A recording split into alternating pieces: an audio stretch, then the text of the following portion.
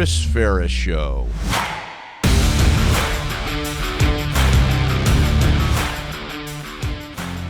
Welcome back to the Chris Ferris Show, where we take 15 minutes to just talk about steps that we can take, tools that we can put in our tool bag to become the healthiest and most holistic version of ourselves. Again, guys, we say this all the time. We do not pretend that your life is going to be transformed in 15 minutes or that you're going to find all the health and wholeness that you need in 15 minutes. Really, I'll just be honest with you. The whole purpose of a 15-minute podcast is if you can't say it in 15 minutes, shut up, right? A lot of podcasts we go on for an hour and a half, and I'm not against them. I think it's awesome. But here's the deal, man. How many of us really have that much time? I find myself with some of my favorite podcasters in the world. I have to break it up in sections because I just don't have time to sit for an hour or an hour and a half and listen. By the way, great content. But I learned a little principle a long time ago that the brain will only comprehend what the ass will endure. And it's just the truth. So if you're someone like me who's crazy ADHD, an hour just doesn't work. So 15 minutes we try to burn this out, get straight to the point, and give you some tools that can help you. I want to talk to you about a subject today that is, if you're in this is not going to be relevant or pertinent to everybody. I want to talk to those of us who are in the entrepreneurial space. We own companies. Let me back up. I don't know if that's fair to say. This is probably going to help everybody because I think you can apply this to really any area of your life. But I'm specifically speaking to leaders, people in high levels of leadership, entrepreneurial space. I want to talk to you today about the importance of defining success. Now, I have been, as you have been, to a ton of seminars. I've been to a ton of different help conferences and self-help conferences, and I've read a ton of books. And what I find to be interesting, what's fascinating to me, is everybody defines success very differently.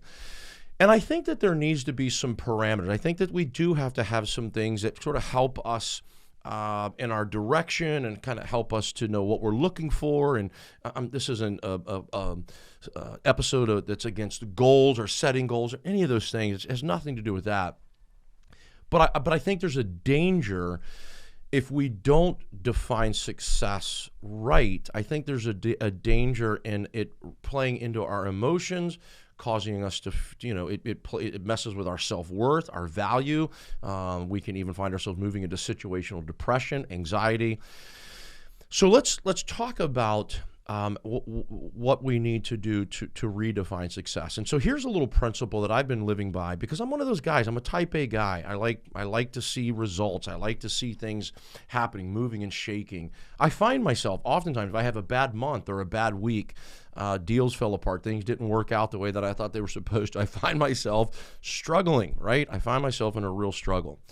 But the first thing that I want to say to you, and this is really important when we're operating in any type of an emotion, what we feel isn't always what is real. What we feel isn't always what is real. Now, why does this matter? Well, because you know this to be true, that if you get up into your head and you start having that cartoon reel going up in your head, you start to create all kinds of scenarios, right? You had a bad week or a bad month, and you start to think that your entire business is falling apart. Or you start to think that the entire relationship is falling apart. Or you think that this is the new trajectory for your life or for your business, for your company, for the things that you're doing. And so I think we have to harness this in, and we have to just pause for a moment and go, wait a minute. What I'm feeling right now probably isn't what is real. I'm not saying that you're not really feeling it. I'm saying that it's probably not real what you're projecting. I learned a long time ago I shouldn't go up in my head for too long of time without adult supervision because I have a tendency to go crazy with everything.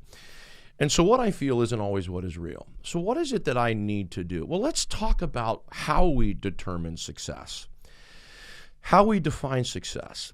Most people today are going to tell you that success is going to be defined by the amount of money that you make, the size of your business, the number of butts you put in seats, the number of deals you close, the size of your retirement, the car you drive, the clothes you wear, the house you live in, the friends, your social gather, your social environments. It's all going to be defined by those things. That's why you have all these crazy gurus on Instagram and TikTok, Snapchat, Facebook, whatever, flashing money and watches and cars. Look at me, I'm so successful.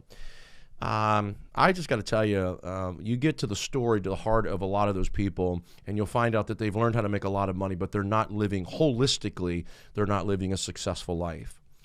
And so let's flip the script. Imagine if we said that results do not determine success.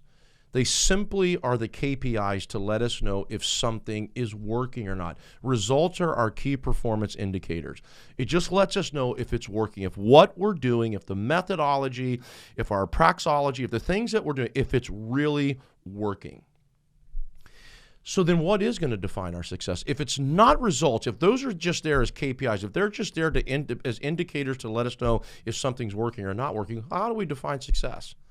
What would it look like if we started defining success by the effort that we were putting forth every day to do the best we could with the tools that God has given us? The Word of God says, whatever your hand finds to do, do it mightily unto the Lord, not to men, but unto the Lord. See, I just believe that, by the way, I'll tell you why this matters to me. Because there have been times that I have given it 100% of my life. I've given it 100% of my time. I've given it 100% of my talents. I've given it 100% of my energy, and the results were awful. And you know what? When I allowed results to determine success for me, that's when I felt depressed. I felt anxious. I began to worry. I began to live in doubt. And I said, but I did the best I could, and it still sucked. The results were still crappy. I flipped the script on that for me. And this is how I define success. And by the way, I do this every day at the end of the day when I take my moral inventory. I simply ask the question, did you steward the platforms today that God has given you? Did you steward them to the best of your ability? So I have several platforms. I'm a boss. I'm an entrepreneur and leader in the marketplace and the community. I am an influencer. I'm a mentor and a coach. Most importantly, I am a husband. I am a father. I am a brother. I am a son. I am a friend. I have many platforms that God has given me to steward every day of my life. And so at the end of the day, in my moral inventory, I'm asking God this question. I'm taking this sort of moral inventory. I'm saying, did you steward the platforms that God gave you today with excellence? And if my answer is yes, and I'm being rigorously honest with myself, and my answer is yes, you know what?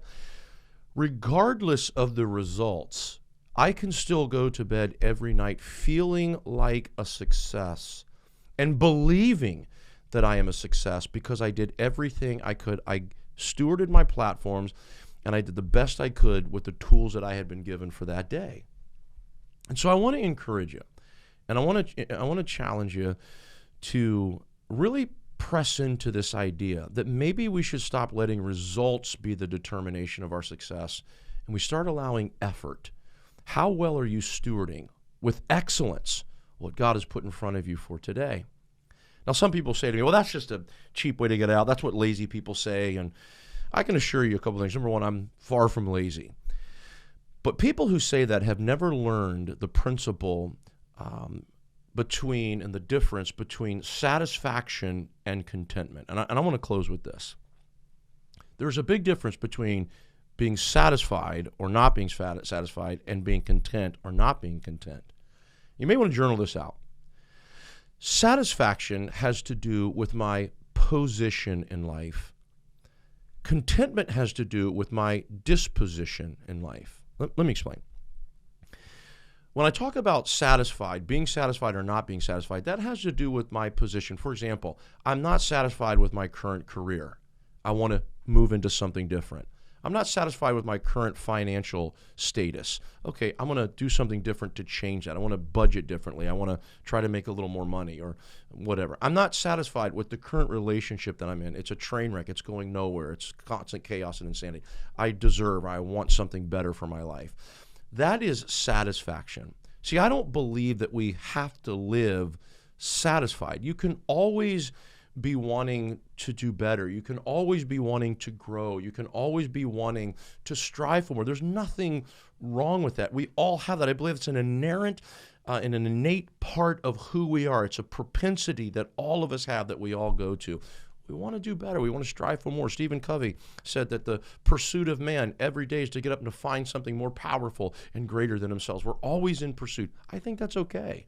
The problem is when we allow our lack of satisfaction to become a lack of contentment. See, Paul said that he found the secret to life. He said, I have learned how in all things, whether if I have a lot or I have a little, I have learned in all things how to be content. What was Paul saying? That he was satisfied with everything? No, if he was, he'd have just laid around all day and been a lazy guy. This guy was traveling the world. He was moving the gospel across the world. He was seeing hundreds and thousands of people come to Jesus and step into the kingdom. It wasn't about satisfaction. Paul wasn't satisfied with his position. He was always trying to do better, to do more, to strive and to create and build more. But he said, I've learned how to be content. My disposition is my attitude, my gratitude, my heart of thankfulness. I've learned that regardless of whether or not I'm where I want to be, I'm still happy. I'm still filled with joy. I'm still overwhelmed with gratitude of what God has done for me and how God has prospered me. See, that's the difference when you learn to manage the tension of that gap between satisfaction and contentment. And so if results are the thing that you're living your life for, more results, and that's just totally eating you alive, you're going to have a hard time living life in contentment. You're not going to have peace and serenity and the tranquility that the abundant life offers. If you're letting results be the determination of your success, you're just not going to. It's an insatiable chase that you're always going to be running after. But if you learn to just let the efforts of what God's called you to do, here is the platform that I was given today, and to the best of my ability, I stewarded every bit of that platform. I believe that that's what moves us into that place of being able to live in total contentment. I'm a success today because what God gave me, I stewarded well and to the best of my ability. I believe business people all day long, leadership, those of us in entrepreneurial space, but again, I think this is true for all of us. If we learn this principle, I believe this is what moves us into that place. You hear me say this all the time, of living our life in peace 365 days a year and one extra day on leap year. The truth is this, is that I don't want my peace to be interrupted. And oftentimes, when I get all up in my head, and I allow all these emotions to run wild, that's the very first thing that happens. My peace becomes interrupted. I've got to guard that and protect it. And here's one of the ways that I do it. Evaluate your life. Take an inventory. See what you're defining as success. You might want to try flipping the script to see what God does for you in the process. God bless you.